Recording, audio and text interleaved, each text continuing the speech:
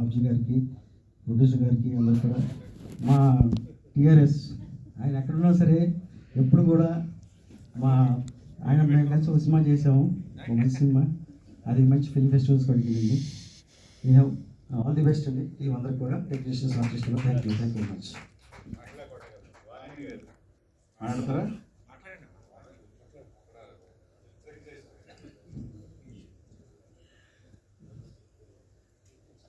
ఇక్కడికి విచ్చేసి మమ్మల్ని అందరినీ ఆశీర్వదిస్తున్న మీ అందరికీ కూడా ముందుగా నా హృదయపూర్వక నమస్కారాలు తెలియజేసుకుంటున్నానండి. ఈ చిత్రంలో నాకు చక్కటి క్యారెక్టర్ ఇచ్చి ప్రోత్సహించినందుకు మా డైరెక్టర్ గారికి, ప్రొడ్యూసర్ గారికి నా వేల కృతజ్ఞతలు.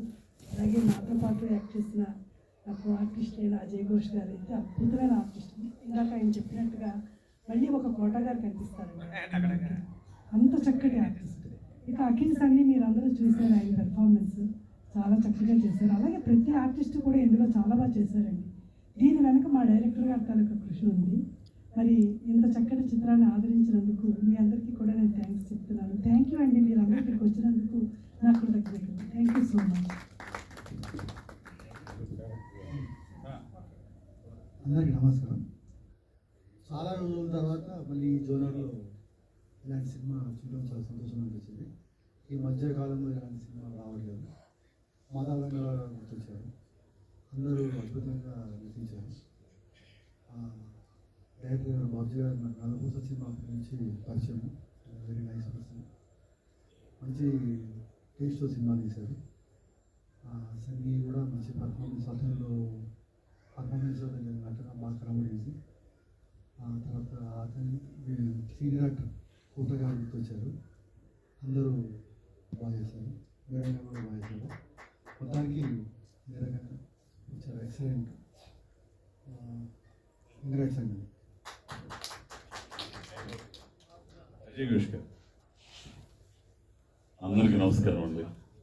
మొట్టమొదటిగా ఏంటంటే ఈ స్థాయిలో ఉండడానికి, ఈ చిన్ని స్థాయిలో ఉండడానికి దర్శకులే కాదు, ఆ దర్శకుల సంఘానికి శిరస్సు ఉంచి ప్రణామం చేస్తున్నాను, ఆశీర్వదించడానికి వచ్చినందుకు ఈ సినిమాని. అయితే ఈ సినిమాలు చేస్తుంటాం, కొన్ని చేస్తుంటాం, కొన్ని తప్పనిసరిగా చెయ్యాలి. ఈ తీసుకెళ్ళి ఆ క్యారెక్టర్ ఎవరికి ఇద్దాం అనుకున్నాడు ఫస్ట్ నాకు చెప్పేటప్పుడు. బాబ్జీ గారు, ఏ స్వామి ఇది వాడుకో మరి నన్ను అని అన్నా.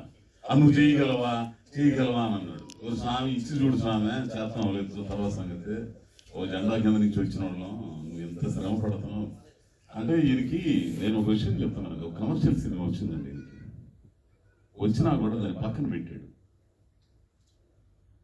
ఎర్ర జెండా తాలూకు ఆ భావాలు పోకుండా ఇంటికి వస్తే ఏదో సినిమా చేయాలి చెబితే ఇది పరిస్థితులు లేదండి బాబు. జనాలు ఇప్పటికైనా తెలుసుకో స్వామి, నువ్వు నిలబడాలిగా, నువ్వు నిలబడితే ఏదైనా చెప్పచ్చు. కాబట్టి ఏంటంటే ముఖ్యంగా సినిమాని చూసి ఆశీర్వదించడానికి వచ్చిన మీ అందరికీ, పెద్దలందరికీ పేరు పేరున కృతజ్ఞతలు. నన్ను ఈ స్థాయిలో కొంచెం ఈ చిన్న గుర్తింపు స్థాయిలో నిలబెట్టిన మీ అందరికి కూడా పేరు పేరున పాదాన దండాలు చెప్పుకుంటూ నమస్కారం. మహాపిచ్చోడు సన్నీ అఖిల్ ఉంటాడు. అందరికీ నమస్కారం అండి, నా పేరు సన్నీ అఖిల్. నేను బేసికలీ యాక్టర్ని, కానీ మా ఇంట్లో డైరెక్టర్ ఉన్నారు కాబట్టి కొంచెం అలా డైరెక్షన్ ఇంట్రెస్ట్తో 3 సినిమాలు అసిస్టెంట్ డైరెక్టర్ కూడా చేశాను. అండ్ టీఎఫ్డిఏ మెంబర్గా ఉన్నాను నేను. ఇప్పుడు మా సినిమాకి ఆర్టిస్ట్తో పాటు డైరెక్షన్ డిపార్ట్మెంట్లో కూడా చేశాను. అప్పుడు తెలిసింది లైక్ సినిమా డైరెక్టర్స్ ఎంత కష్టపడతారు, ఒక సినిమా బయటికి రావడానికి టెక్నీషియన్స్ ఎంత ఇంపార్టెంట్ అనేది. అండ్ ఫస్ట్ ఆఫ్ ఆల్ ఇక్కడికి వచ్చిన మీ అందరికీ చాలా థ్యాంక్స్. మీరు రావడం అంటే మమ్మల్ని ఎంకరేజ్ చేస్తున్నట్టే. ఇప్పుడు నా సినిమాకి ఇంతమంది డైరెక్షన్ డిపార్ట్మెంట్ అసలు లిటరలీ ఎక్స్పెక్ట్ చేయలేదు ఎంతమంది వస్తారని చెప్పి. And thank you so much, stage మీద మాట్లాడుతున్నందుకు, ఈ అదృష్టం దొరికినందుకు చాలా లక్కీగా ఫీల్ అవుతాను. Thank you. అసలు ఇలాంటి సినిమా ఐడియా అనుకోవచ్చు, కానీ నిజంగా గట్స్ ఉండాలి అలాంటి సినిమా చేయడానికి. అలాంటి సినిమాని నేను నిర్మించిన పెళ్ళే జనార్దన్ గారు మాట్లాడారు. ఇక్కడికి వచ్చేసినటువంటి దర్శకులందరికీ ముందుగా మీ అందరికీ నమస్కారాలు. అదేవిధంగా ఈ స్టేజ్ అలంకరించిన పెద్దలందరికీ పేరు పేరున ధన్యవాదాలు. ఈరోజు మీరంతా సినిమా చూశారు, మీరు ఆశీర్వదించడానికి వచ్చారు సార్. సో ఈ సినిమాని నిర్మాతగా అనడం కంటే కూడా మా బాబ్జీ గారు ఈ సినిమాని ఈ స్థాయిలో నిలబెట్టి మీ అందరికీ చూపించగలిగారు సార్. ఈ గ్రేడ్ అంతా సార్కి వెళ్తుంది. అదేవిధంగా నేను ఎక్కడ కూడా సినిమా తీయడం ఎక్కడ కానీ కాంప్రమైజ్ కాలేదు. సార్ ఏదైనా సార్ స్వేచ్ఛ ఇచ్చారు కాబట్టి తీసిరు మీకు ఇలా చూపించారని కూడా నేను గర్వంగా చెప్పగలుగుతున్నాను. అదేవిధంగా మా ఆర్టిస్టులందరూ కూడా అజయ్ ఘోష్ గారు కావచ్చు, వాహిని మేడం గారు కావచ్చు, ప్రతి ఓయర్ గారు కావచ్చు, మన బాబ్జీ గారు కావచ్చు, అందరూ కూడా ప్రాణం పెట్టారు సార్, ప్రాణం పెట్టారు. అదేవిధంగా ముఖ్యంగా నేను నిర్మాతలు కావచ్చు, నటులు యాక్టింగ్ చేయొచ్చు, కానీ అన్నిటికంటే దర్శకత్వం అనేది ముఖ్యం అనేది నేను మళ్ళీ చెప్తూ మా డైరెక్టర్ గారికి ఎప్పుడు రుణపడి ఉంటారని సగర్వంగా తెలియజేసుకుంటాను. Thank you very much. ఇప్పుడు బాబ్జీ గారు మాట్లాడతారు. వేదిక మీద ఉన్న పెద్దలకు, నా కుటుంబ సభ్యులకు హృదయపూర్వక నమస్కారం. చాలా జ్ఞాపకాలు అవుతారు. మళ్ళీ నా పుట్టింటికి వచ్చి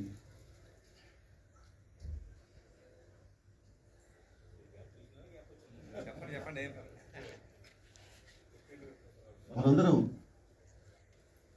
తల్లి గడుపున ఎక్కడో ఏదో ఏ ఊళ్ళో ఎక్కడో పుట్టాం, ఏ జిల్లాలోనో, ఏ తాలూకాలలో, ఏ మండలంలో సినిమా పరిశ్రమ నమ్ముకొని, సినిమా తల్లిని నమ్ముకొని ఏ రోజైతే అక్కడి నుంచి బయలుదేరి అప్పుడు మద్రాసుకు, ఇప్పుడు హైదరాబాద్కి వచ్చాము. ఇక్కడి నుంచి పుట్టింది ఎక్కడైనా చావు ఇక్కడే తెస్తాం. జీనాయ మరణాయ, జీవించాలి ఇక్కడే, మరణించాలి ఇక్కడే, జీవితాన్ని అటో ఇటో తేల్చుకోవాలి ఇక్కడే.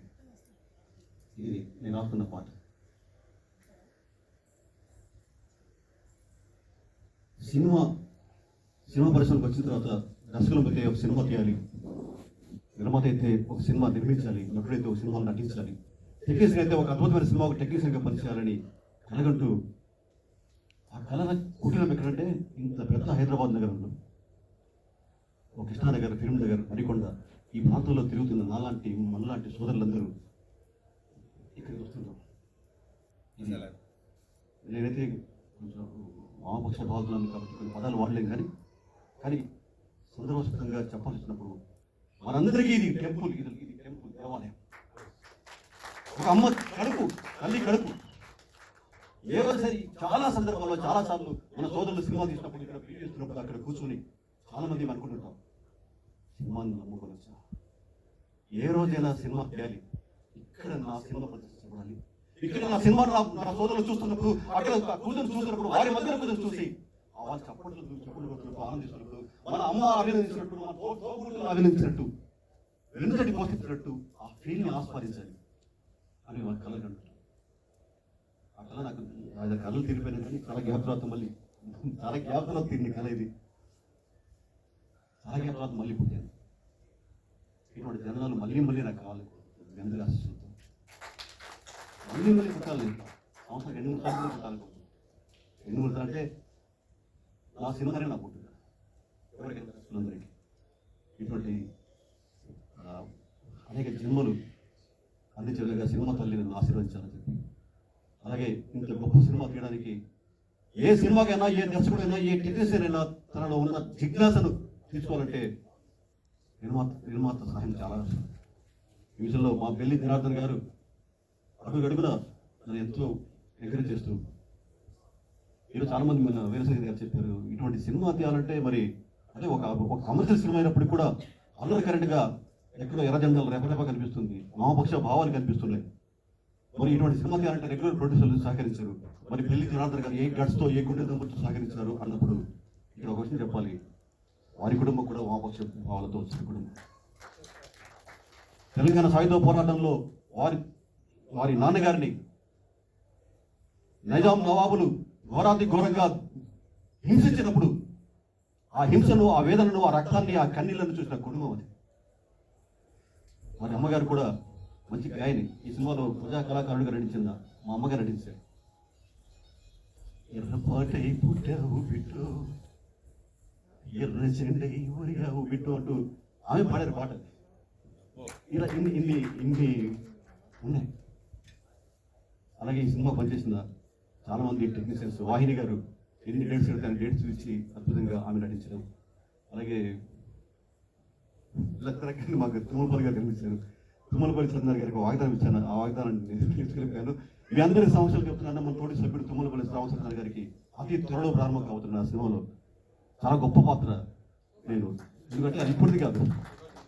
నేను ఎన్టీఆర్ నగర్ సినిమాలో ఆయన అందులో విలన్గా వచ్చినప్పుడు నువ్వు వద్దుపో అని అన్నందుకు నన్ను ద్వేషించాల్సింది పోయి ఎప్పుడు నా మాట చెప్తున్నాడు. నేను వద్దుపో అన్నందుకే నేను 100 సినిమా తీశానంట. కాబట్టి నేను ఒక నిర్మాతను నేను తయారు చేశాను. తృప్తి నాకుంది. అయితే చిన్న 2 విషయాలు ఏంటంటే ఈ సినిమా సంబంధించి 2 విషయాలు చెప్పి ముగిస్తాను.